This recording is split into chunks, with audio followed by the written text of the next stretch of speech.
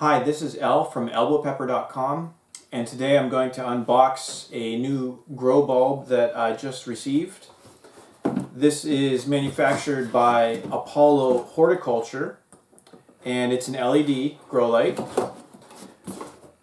In many ways it's a downgrade from the UFO that I have been using, but for my application it's actually got a lot of potential. So I'm going to see how this works out, but this is just a real basic 24 watt bulb. It's just passively cooled and it goes into a regular light socket. So let's check it out.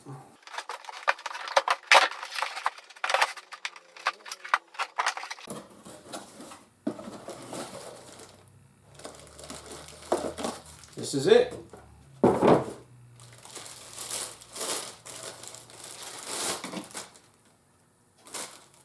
So you have 1, 2, 3, 4, 5, 6, 12 LEDs. So each one is going to be outputting 2 watts. And there are 3 different colors that are used for these LEDs. So you have 2 reds, which come in at the 630 nanometer frequency or wavelength and the 660 nanometer. And then for a blue, you have a 460 nanometer.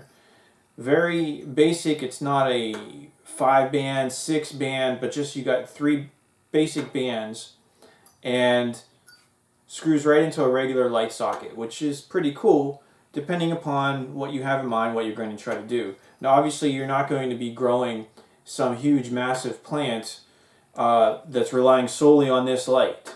It's only 24 watt output, so it's not going to do as much as a 1000 HID system. But that's not why I got this. I'm going to be showing you my setup, but for now I just wanted to do this quick little unboxing and show you here. It doesn't have any fan, any moving parts. You've got like a pretty cool heat sink here, and that's what dissipates the heat, and just through ambient cooling in the room, that's all that it relies on.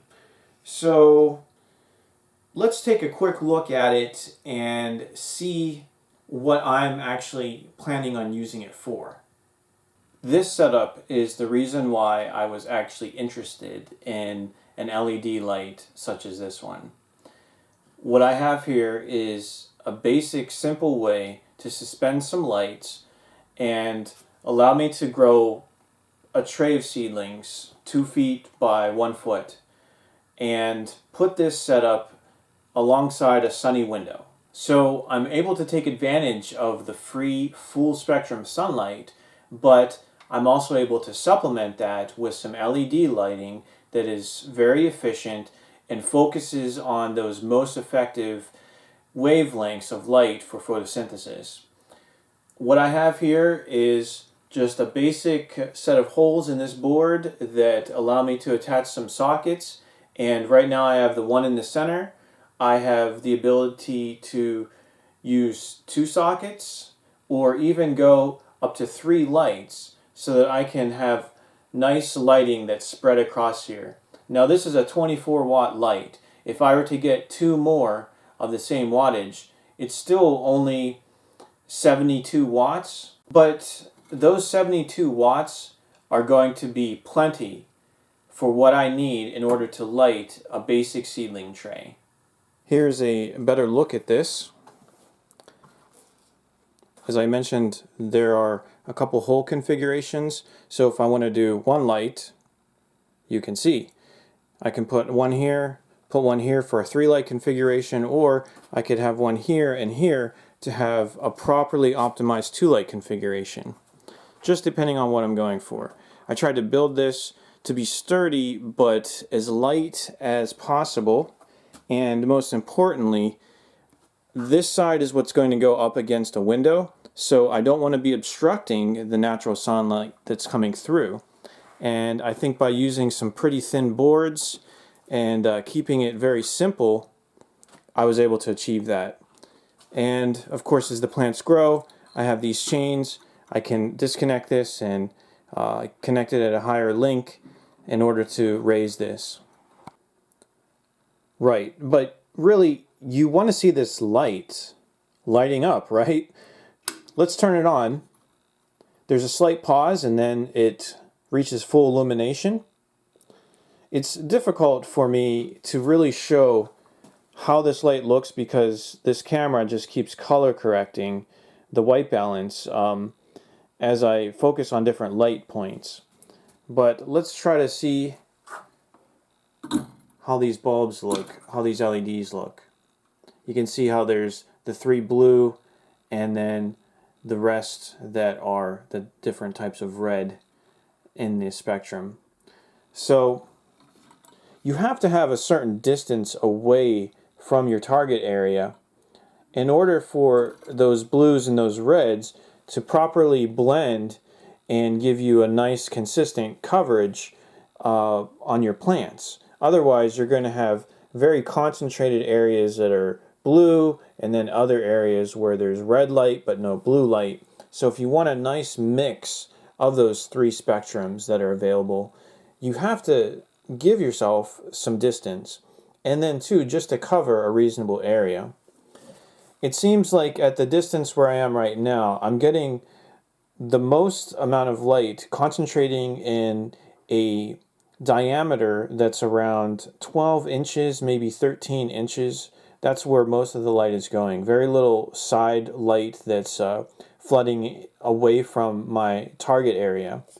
In order for me to get a circle of intense light around 12 inches, I need to be around 12 inches away from the area that I'm trying to illuminate. So around a 13-inch distance, you'll get around a 13-inch diameter of light.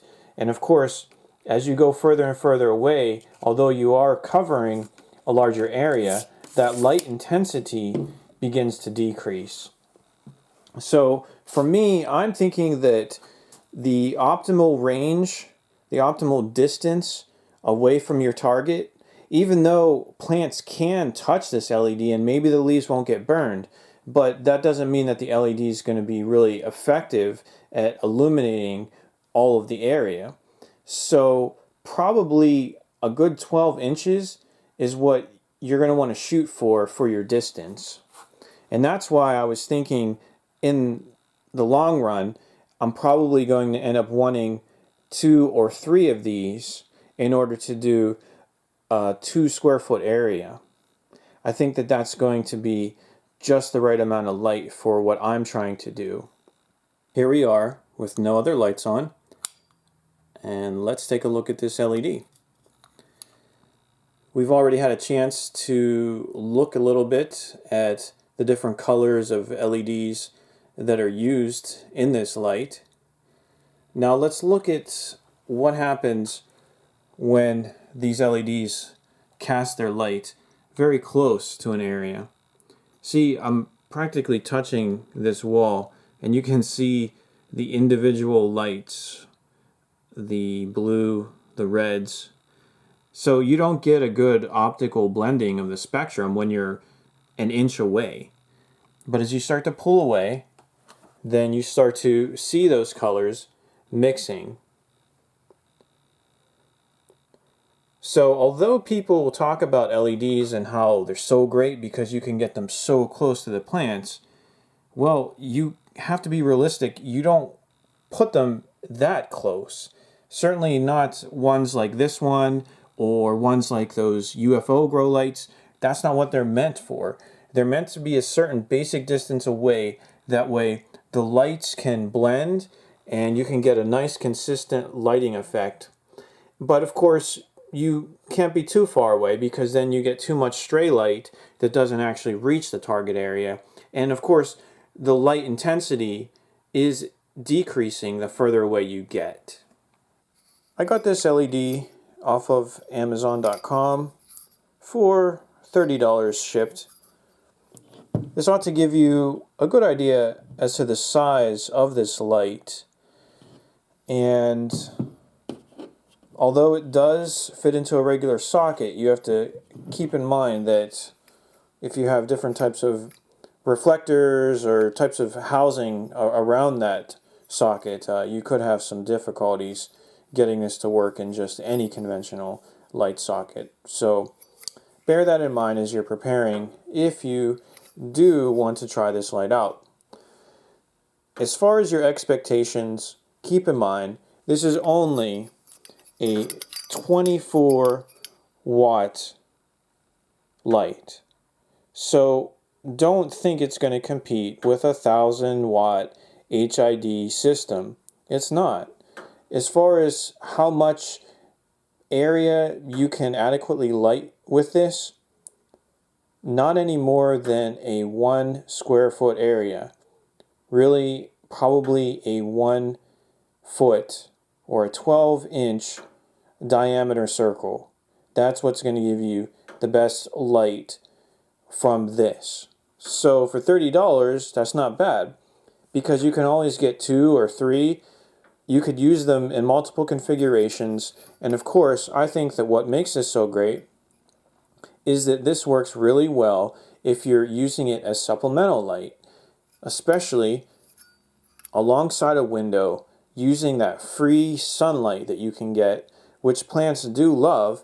It's just that inside the house, the seedlings don't always get enough of that. So this is a great way to boost that while not consuming a lot of energy, while not requiring a lot of upfront costs.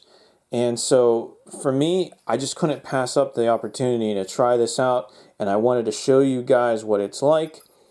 I haven't had problems with it yet.